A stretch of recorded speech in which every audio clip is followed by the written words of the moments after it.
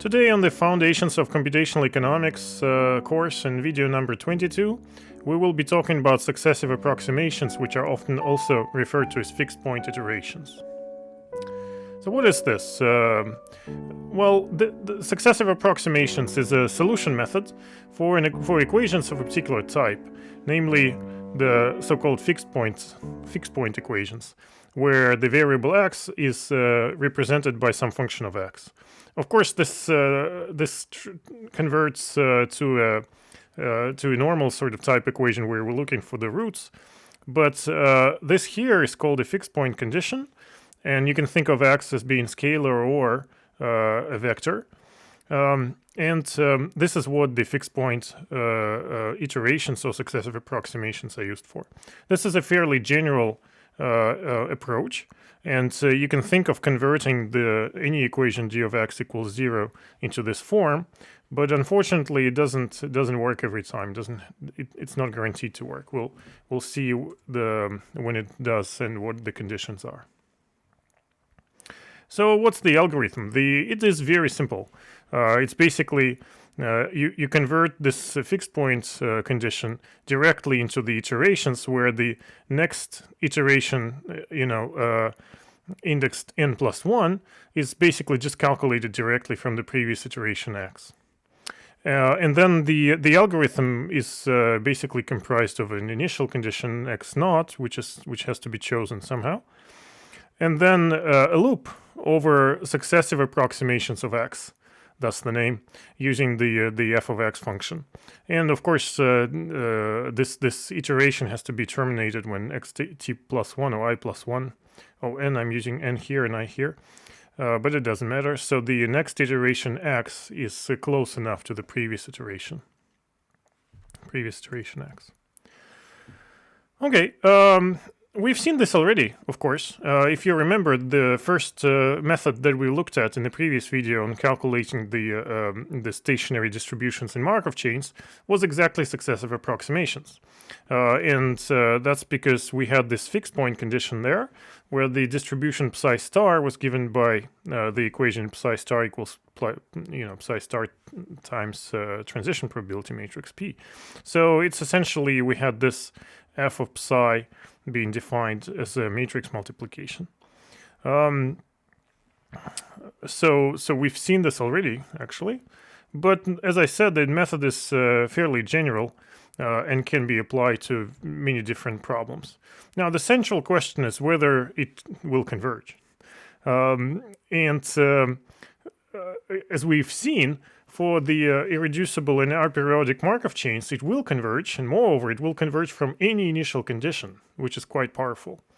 The general conditions are more complicated, and today we'll look at a couple of examples, but we will come back to these general conditions of convergence of these types of methods when we get to the dynamic models in Bellman operator.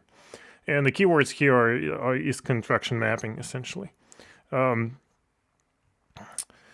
Let's get back to that. But using simple examples, you'll get the idea already now. So let's look at an example. This is a scalar example, and here's the equation that I want to solve. We will apply the simple conversion into the fixed point condition by adding x on both sides. Okay, so by adding x to this left-hand side of the equation, I'm getting this expression here, and we can call that f of x. And then we form the iteration, the fixed point iteration, in the usual way, right? So, there's a typo here. That should be xi. Let's see how we fix that. This should be xi. All right. Let's code this up. So here's our equation, the initial equation. I'm going to use lambda functions here. So you can see that this is minus x of this is like a normal kernel, plus 1/2. Yeah, there we are. Now the f is going to be the function which has an x added to it for the fixed point iteration, And I want to look at the derivative at some point, so I'm just going to code it up right away, the derivative of f function. And of course, that's going to be this expression. We get 2, this changes to plus, and then x minus 2. Let me run this. So all these functions already are in the memory. And here's the main solver for successive approximations. We've seen this code already for the calculation of stationary distribution in the Markov chains, but here it's a little bit more general. So we'll have a function that is f, right, in the initial condition. And you can see here, if I just comment out these middle lines, then you will have the main structure of this successive approximation iteration. We will run it for so many iterations, and if run out of them, so get all the way to max iter, then we fail to converge as before. But here x1 is going to be given the value of f of x0, and after doing some things in the loop, we put x1 into x0, so that on the next iteration of the loop, we will be taking the f function again of the update of x1, which became x0 here, right? So this is the loop that applies f mapping over and over again. But what do we do in the middle of the loop? Well, we calculate the deviation, the error between the approximations, and this is just the absolute error, absolute deviation here. But I'd like to make it work for arrays as well. So I'm taking the NumPy version of apps, and I'm also calculating the maximum element in case this is an array. But if x0 and x1 are just scalars, then this is just going to be, the absolute deviation between the scalars. Okay, and then we're checking this deviation, this error, against the tolerance level, which is by default 10 to the minus 6. And we break if we've converged close enough. So if the distance, the absolute deviation, the absolute distance rather, the absolute difference between the two approximations is smaller than the tolerance. And of course, as before, we're going to have a callback function here in the middle, so that we can print or graph the iteration itself. Okay, that's all there is to it for the more general version of the successive approximation. As you can see, it implements the simple algorithm just directly. Okay, I'm going to call this for our f, and we'll start at some point, say 1. The tolerance, I want to increase the tolerance so that we get a little bit more of a little bit larger number. So just turning my Google Assistant there, turn it off. Okay. So we'll be looking for a slightly more accurate solution. And as callback, I'm going to just print a bunch of things here. You will see. Again, this is using the older style of formatting of this string, where the placeholders for each of the variable here are given by the percentage sign and then a letter for integer, float with 10 points after the decimal point, or 10 digits after the decimal point. And this is scientific notation so that we get the power of 10 to be printed. Okay, let's run this. Oh, and it doesn't run. And p is not defined. Oh, how come I forgot to import the NumPy? This is terrible. Well, let's do it here.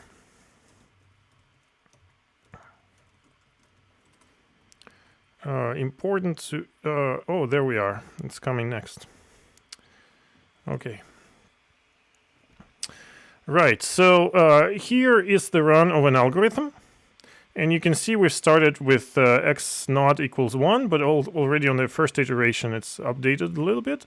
And then it updates, and the error declines in the linear fashion. So this is not a fast algorithm. And then we converge to this solution here.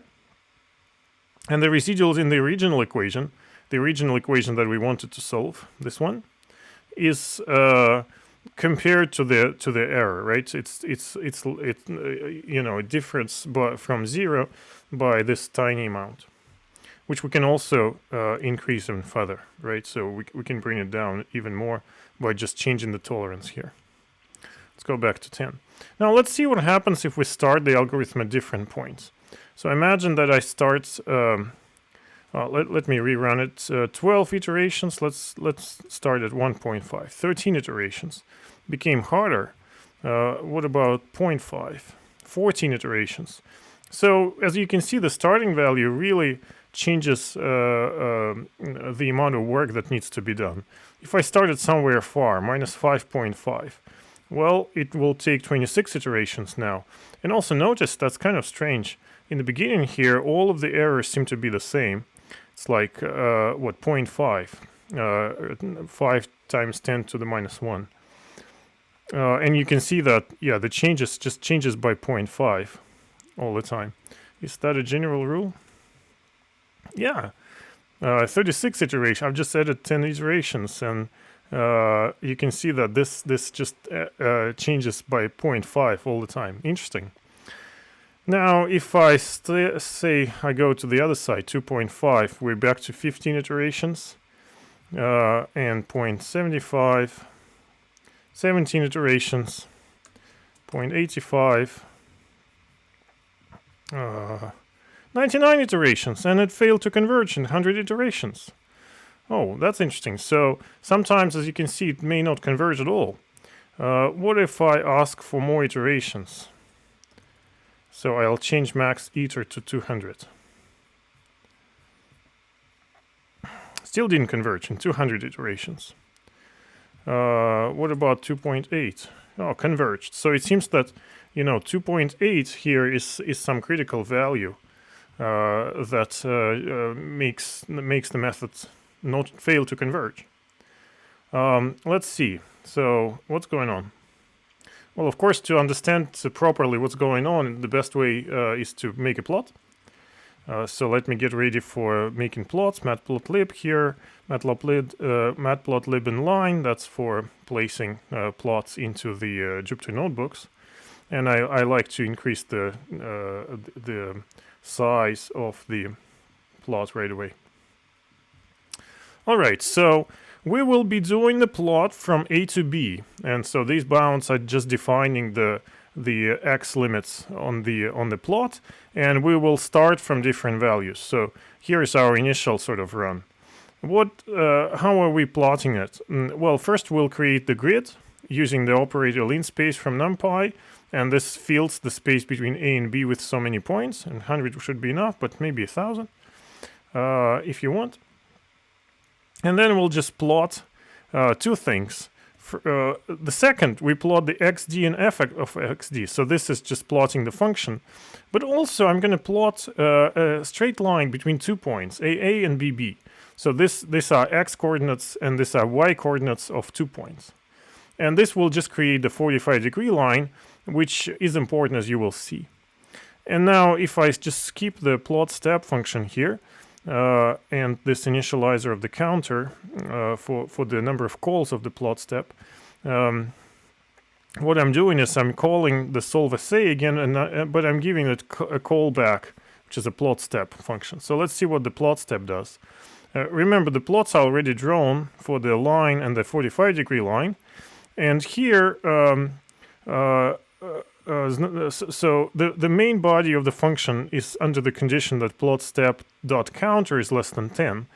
How does the counter work? Before we even start solving, we set the counter for the PlotStep function to 0, and we will increase it by 1 when running this PlotStep function. Now, it's kind of strange, right, to just say function.counter.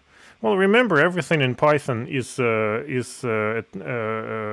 object, and so the function is an object itself. And by writing this, we're essentially just creating a new public attributes for this object. And this I find is a convenient way of adding a variable to the function that will not change between the function calls. So it will just sit there at 0, but every time we call a function, the counter will increase by 1. Okay, so the first 10 steps we will be plotting. If it is the first step, then there will be some initial vertical line plotted here, and if not, then there will be a horizontal line and vertical line. And let me skip the explanation what these are. It will be much more clear from the picture. And so here's the picture. let's see what's going on. So the gray line is 45-degree line, as I was saying. The red line, remember red here, that's our function. We're starting at 1, and so this initial vertical line starts at y0. So every time where we start, it sort of goes from the 0 on the y-axis. We start at 1. This is our x0. And first we calculate the value of the function. So we take this point at the red function. Let me try to zoom into this plot a little bit better.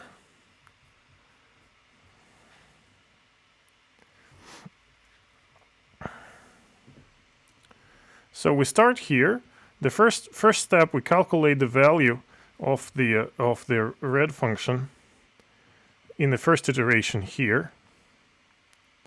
What happens then? Then we put this calculated value into the x0 again, right? How do we get this? How can we visualize that step that we do in the end of the loop of the iteration? Well, we take this calculated value for f of x, and then we transfer it back into x like this. How do we do it? Well, we take in the 45-degree line, right? So this is the value of the function, and we're putting it back to x. And therefore, this 45-degree line becomes important. And this horizontal plot here, or horizontal interval here, shows you that we've calculated the value of x, but then we put this value into x. We've calculated the value f of x, and we put it into the value of x. So it's like we're making a step from the function to the 45-degree line, because on the next iteration, we will be computing f of x at this x now. And that gives us another vertical segment, and then horizontal one, and so forth. So essentially, we are taking this, a series of steps which converge, of course, to the solution over here.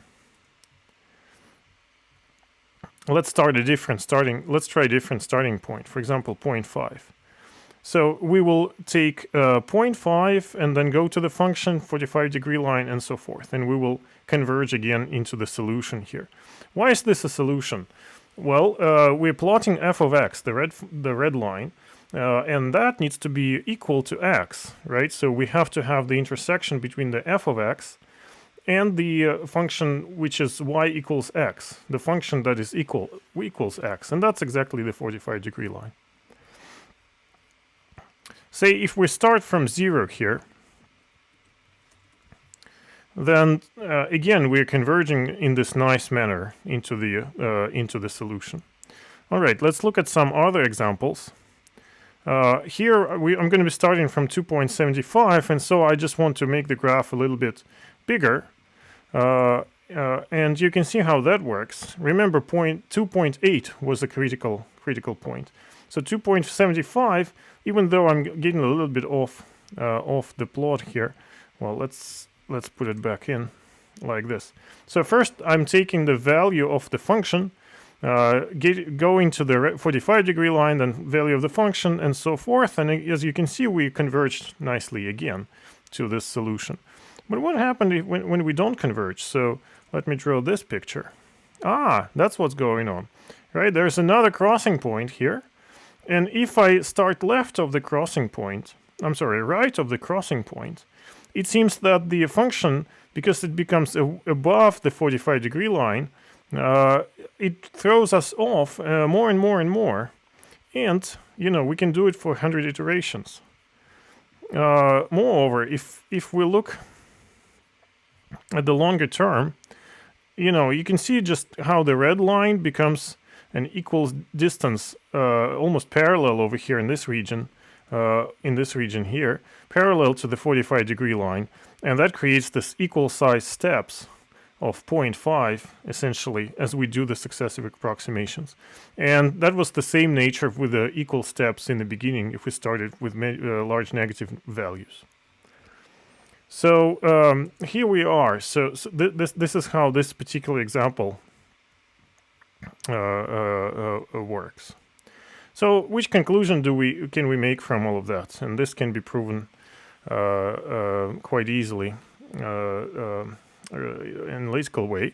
Well, the condition for the convergence in the scalar case is that the slope of the f function has to be less than 1. So essentially the function has to cross.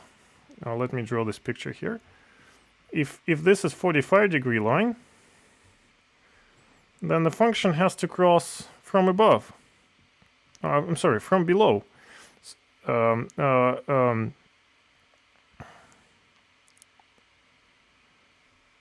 Oh, I guess I'm wrong here. This is the derivative greater than 1, right? So let's delete this. That was a wrong illustration. So if this was a 45-degree line, then if the function is crossing from above, so I said correctly, but I drew it incorrectly, then we will have this nice convergence into this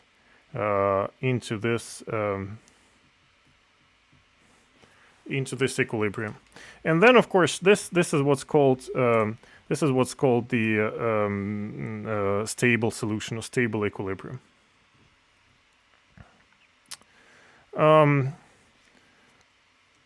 Let's just check this, right? Let's look at the sign of the, let's compare the derivative of our function to 1, and we had the derivative coded up already. I'm just creating this new grid in X and plotting the 1, 1 function, or the y equals 1 line, and throwing the plot of the derivative on top of that. As you can see, where we're below, if all of the solutions which are less than 2, they are stable, whereas these other solutions which are in the right part of the interval of the picture, they are unstable, and it is impossible to converge to these unstable solutions by the successive approximation method. And that's the main point that you need to realize about successive approximations. It's only stable solutions that can be computed with this method. And moreover, the starting value really matters for the speed of convergence, for the performance of the algorithm, and for the convergence itself. But, it's very easy to implement this fixed point iteration, and therefore it finds its way into economics quite well. All right, let's look at the slightly more involved example now. I want to write an example with a multivariate fixed point, and for that let's look at the equilibrium in the market of platforms. So platform is a product or service with network effects. Right? These are the products or services where the value is generated from the interaction of users. And you can think of this platforms as game consoles, for example. If you're playing, Xbox, and Xbox is a popular console, then there will be more games for it. And therefore, the more people are using this, the better it is for each of the users. Interface standards, USB-C is a really nice standard to have on all devices, and it becomes better if more devices, people, and companies are adopting this particular interface. But then, of course, social media websites, two-sided markets as eBay or Amazon, the market platform is definitely better if there are more users on it, and the peer-to-peer markets are the more modern examples. It is known that before, or it's been studied and found some time ago now, that because of this better experience when the market share is larger, these markets often tend to monopolization, and this is something that's called the tipping tendency of these markets. But there could be opposite forces that go in the opposite direction. For example, take YouTube and Vimeo, for example. YouTube is definitely larger, although I don't have the numbers, but this is the feeling. And you benefit more from being on YouTube because there's more content. And so Vimeo becomes very specialized platform, and it targets a particular particular class of consumers, of creators, with specific features. So this is it's playing on the heterogeneous preferences of the users. Or there can be congestion, right? It could be that the more users you have on the platform, the better, but then there are at some point it becomes less so. This is about traffic in the cities, right? It's nice to live in a large city because of more opportunities for work and so forth. But the bigger the city, the worse the traffic situation, and so there's a limit to this increase in value. Now, all I said is sort of a very crude description of this platform markets. They are a lot more complicated than what we will see in this simple example. But let's look at the simple example which focuses on consumer choice and equilibrium. So here's the model. Imagine that we have M products. Indexed I, and a unit mass of consumers of N types. And we will say that the share of a type J is Pj. Now, utility function is going to be given with this expression, and this simply says that there is some value of product I, of platform I, to the consumer type J. Okay, that's we can call them valuations, and we could have some functional form here, but for a simple example, we will just work from a set of these valuations Cij, and they will be given as a matrix essentially a random matrix for our examples.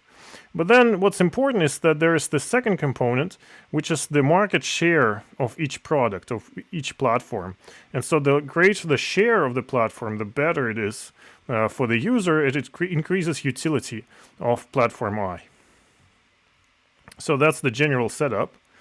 But we'll take this utility into the random utility framework, which is a very standard approach to modeling discrete choice. And what it says is that the utility, the total utility, capital Uij, has a deterministic component, which we just had written, but also has a random component denoted epsilon here. And this square brackets is the way to denote, right in this slide, an element of a whole vector of epsilons. And you can see that there are the same number of elements in this vector as the number of choices. Okay, so we can think of a user choosing a platform I, and user type J choosing a platform I, and there's a random component associated with the platform. Now, what are these random components? Well, the strict definition that this is the information that the user knows about the platform, but we don't know as the theorist, so as an econometrician. And in practice, it could be special deals, sales, particular twist in preferences for this particular user type. I don't know, heard from a friend, things like that. Well, maybe heard from the friend is not such a great example because we assume that epsilons are IIDs, independent and identically distributed between consumers and between products. And we also assume a particular shape of the distribution of this of these components, which is called the extreme value type 1 distribution, or denoted EV1 often.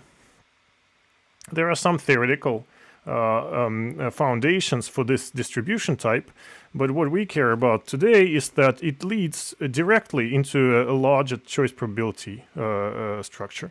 So the probability of user type J choosing platform I is given by this very nice formula, which involves only the deterministic part of the utility. You can see that the random component disappears here, but now we can describe the choices between different platforms in probabilistic terms. Now, looking at this expression from the mathematical standpoint, you can see that we can divide each side of the fraction by the same number, which, for example, could be epsilon to the power of alpha. And that means that we can subtract the same amount from all of the utilities everywhere. I'm writing this right away here because this is what we will do in the code. And the reason that we want to do that is, of course, that epsilon is a the exponent is the fast-growing function. And if uij's become large numbers, then we risk running into the overflows, right? We may have numbers which are greater than the maximum representable number. This nice trick allows us to ensure numerical stability of this formula, of this computation, by taking some large number out of all of the utilities. And it will work for any number. But let's continue with the theoretical model. Now, what is the market share? Remember, we had PJs, or the fractions of the users, and we had the unit mass of the users, of the consumers. And so if type J takes choices according to these choice probabilities, then all of the platforms, all of the types of the users who would choose platform I can be calculated by this simple formula, right? By the as a total probability, because we're working with the unit mass, then the probabilities equal shares, and then the total probability of all of the users choosing platform I is going to be equal to the market share of that platform on the market. Now, this formula, of course, can be written in a simple way as a matrix multiplication or matrix product of the choice probability matrix, right? This capital Pij, and the vector of the shares of users in the unit mass of consumers, and this is given. Well, we have to think of this P as column vector, but in the code it's not going to be that important. Let's put everything together. So we are taking this formula for the utility, this formula for the choice probability, and this formula for the market share. Putting it all together, we have this expression. This is the utility, which is calculated from all other utilities.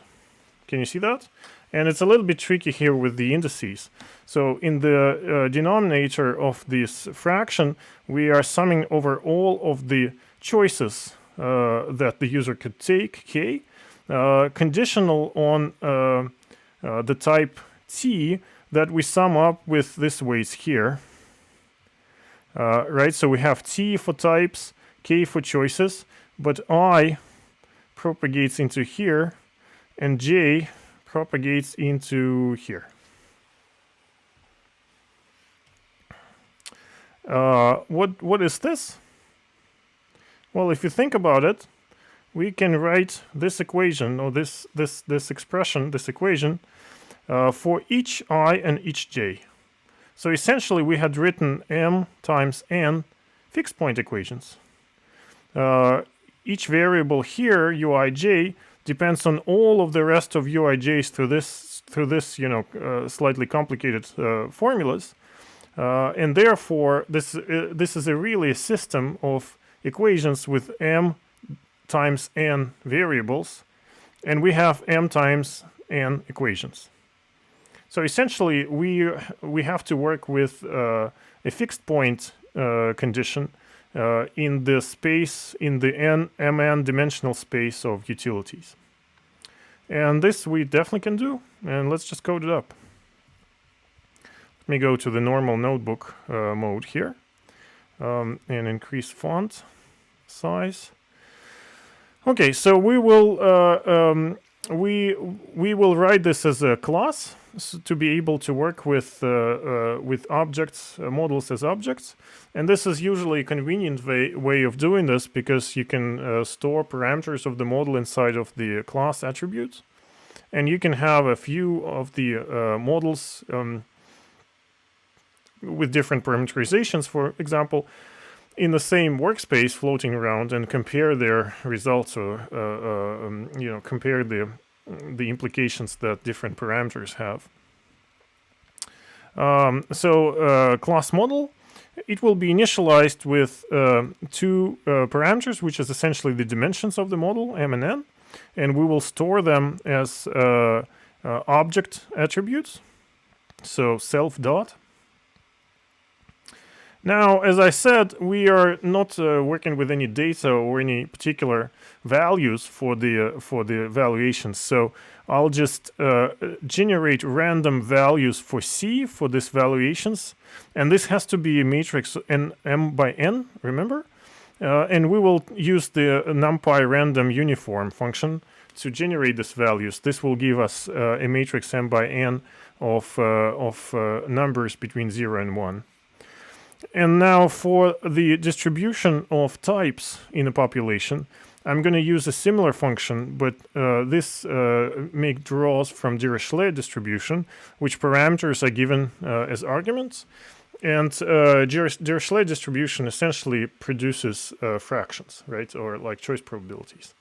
This will give us n different random variable realizations, all of which sum up to 1, and it's guaranteed. So this is a convenient way to take a random a vector of random components which sums up to 1.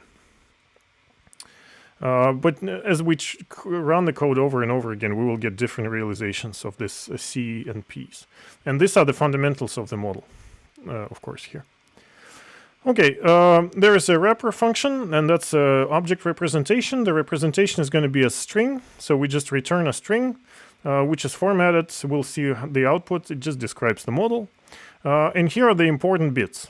So first bit is the CCP calculator. CCP stands for conditional choice probabilities, and these are the choice probabilities that we've seen a few slides back. They are conditional on the attributes of the choices. Well, and the attributes of the consumer, of the consumers or consumer types that we've the way we've specified them. So U is going to be the vector of utilities, but this vector, this is the object that we need to converge on. Right, these are the variables in our fixed point equation, and so we would like to the solver to be able to treat this U as a vector, but inside of the model, U actually represents a matrix, and therefore we're making this conversion. So first of all, we'll look at U as an array. So we convert whatever U is into the numpy array, and then U can be whatever types that are convertible. We give numpy, all the worries about the conversion. But then we want to reshape it into the correct shape of m by n, and these dimensions are of course stored as the object types here. Now don't remember about this double curly brackets. That's because we want one argument which gives both dimensions, and it should be passed as a tuple. Here's an important line that I've mentioned already before. So we will calculate the max of this matrix U along the axis 0.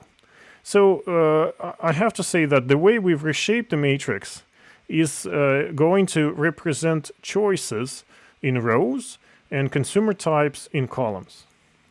And so I'm taking the maximum along the 0th axis, which is the first axis. So this is across choices. These are the maximum values for each choice calculated, among choices, calculated for each consumer type. These are the maximum values among the choices available for each consumer type.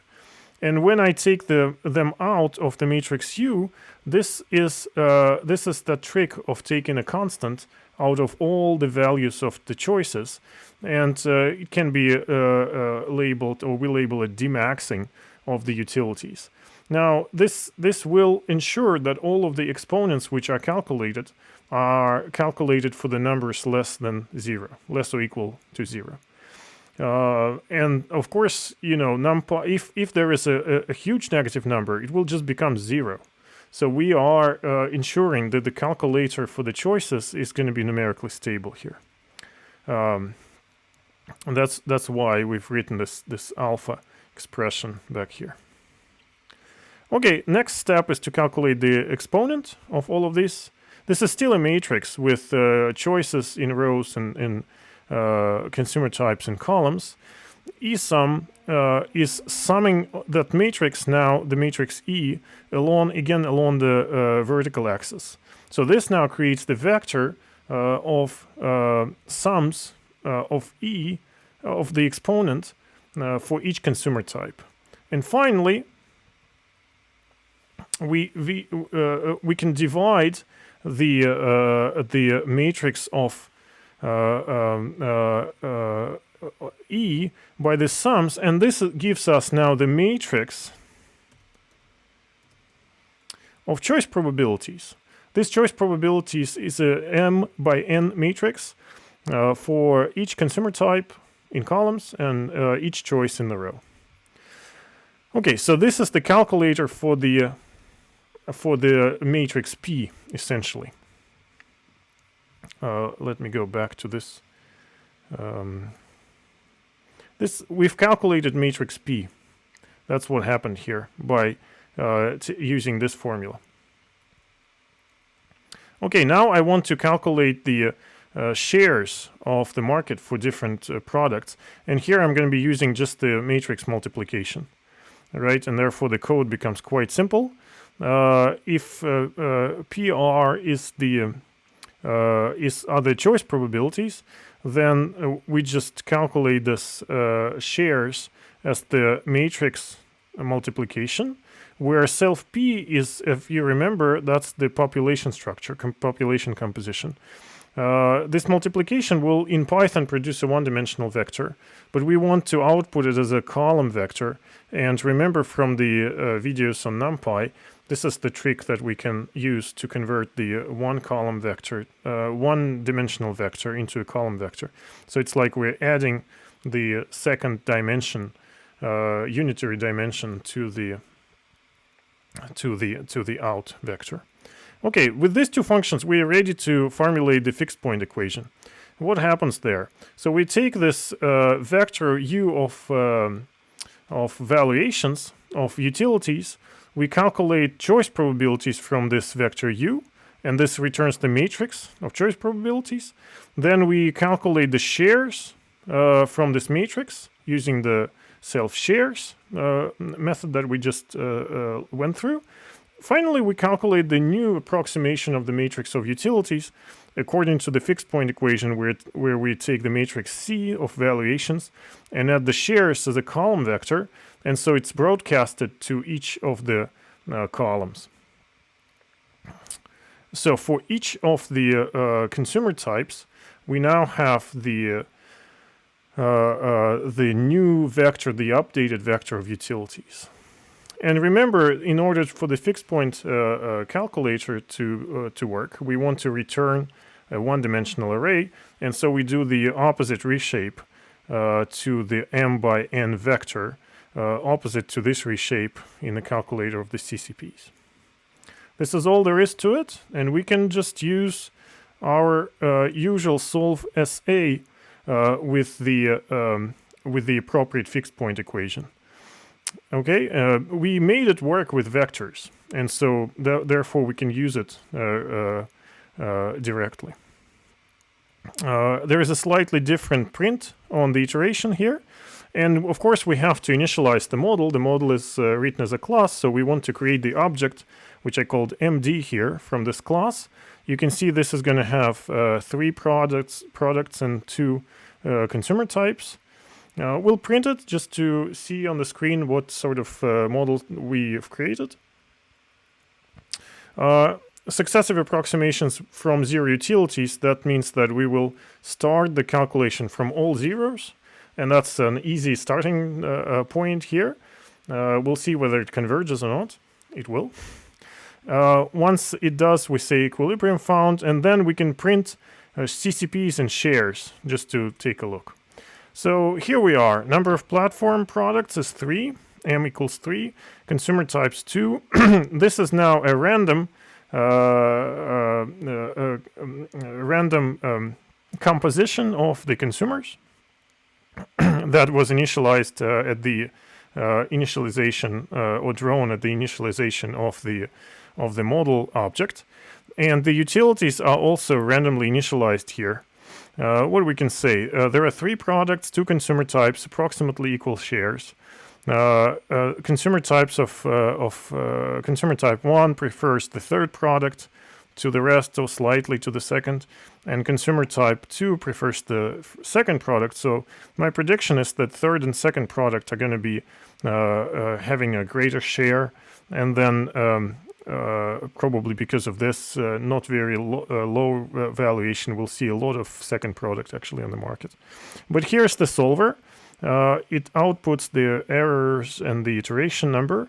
We can see how error declines linearly, or next close to linearly, nothing like quadratic, right? We don't see the doubling of this power of the power of the 10. Here, converges in 12 iterations to 10 to the minus 6. Equilibrium found, and here are the equilibrium probabilities. These are choice probabilities. You can see that consumer of type 1 choose second and third product more than the first, and consumer of type 2 choose the second product more than the first and third. And you can see here the market shares. And as expected, the second product has the largest market share because both consumer types, buy it more often. Now let's look at some interesting, simpler cases where we can make very accurate predictions.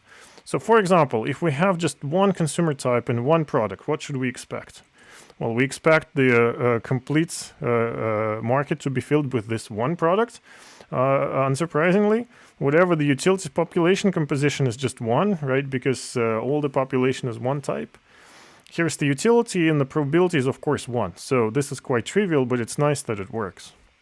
With 2 products, now we do have to solve for the fixed point of this utilities.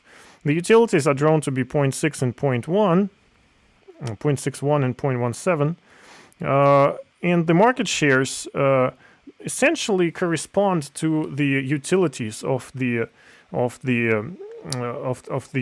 products. Now, remember I said that these markets, they tend to monopolies because people would just choose the product that is better for them, right? And that product would creep up on the market share and just completely take over the market. Why doesn't it happen here?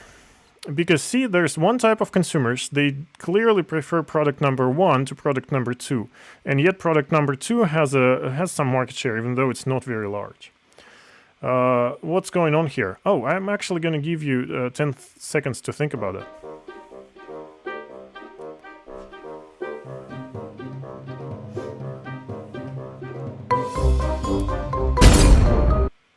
That was a fast pop-up quiz. Those of you who think about the random utility, they are right. What's going on here is that because the utility is not just given by these 2 numbers, but it also has the random component, that makes people to buy into the second product sort of on random because of the special sales or things like that. And the scale of this random term is actually important. That's the relevant. That's the relation, the relative size of the random component and the deterministic component in the utility, which plays the role here. So we can tweak our code just a little bit to see the effect here. Imagine that I'm gonna draw the utilities not from uniform, not from random standard normal. I'm sorry, but from a well, let's do it like this. Let's move the mean of the normal distribution up quite considerably. Well, probably 5 is enough.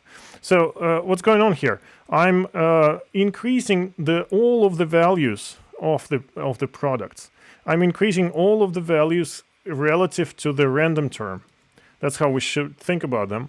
Let's run this code and let's go back to this bit here, and let's see what's going on. Well, here the values, deterministic values, came out in this particular draw very close. Let's try another one.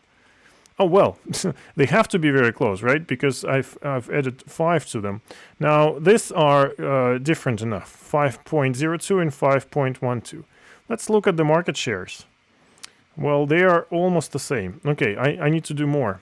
So I want this to be actually very different. So let's also increase the standard deviation of these valuations. So now they are more different, right? I'm looking for, okay, let me go back and make the standard deviation even larger.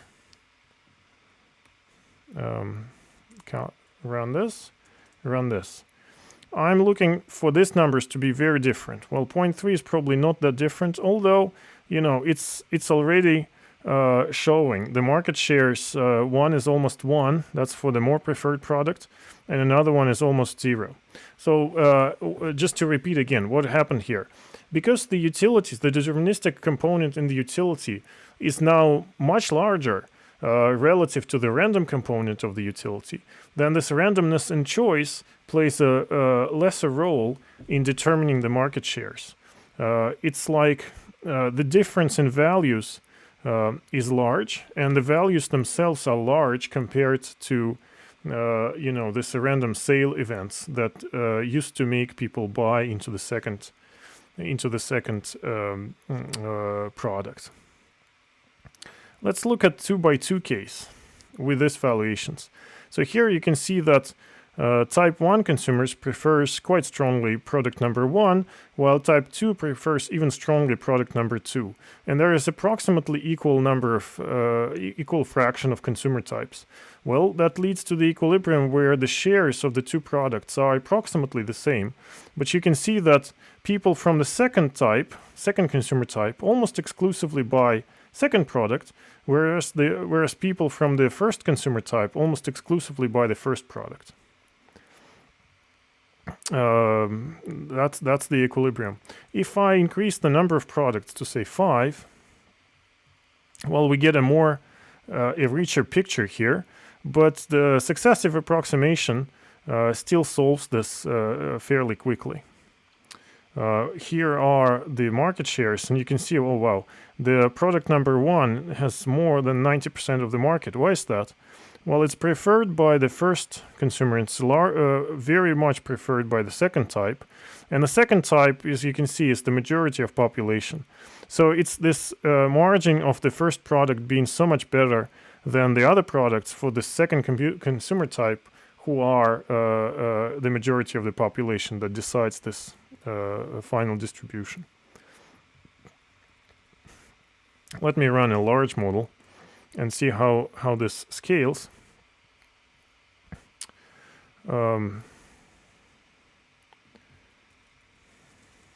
Skip the output. No, actually, let's not skip the output.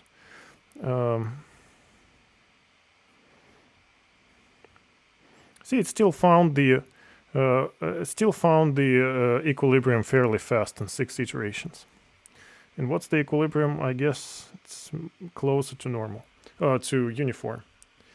Anyway, so here's a simple model for you, which uses successive approximation as a solution method. And you can read a little bit more on the market for platforms in these 2 posts, or some very nice videos made by Oscar Veles on the fixed point iterations as methods. Thank you. See you next time.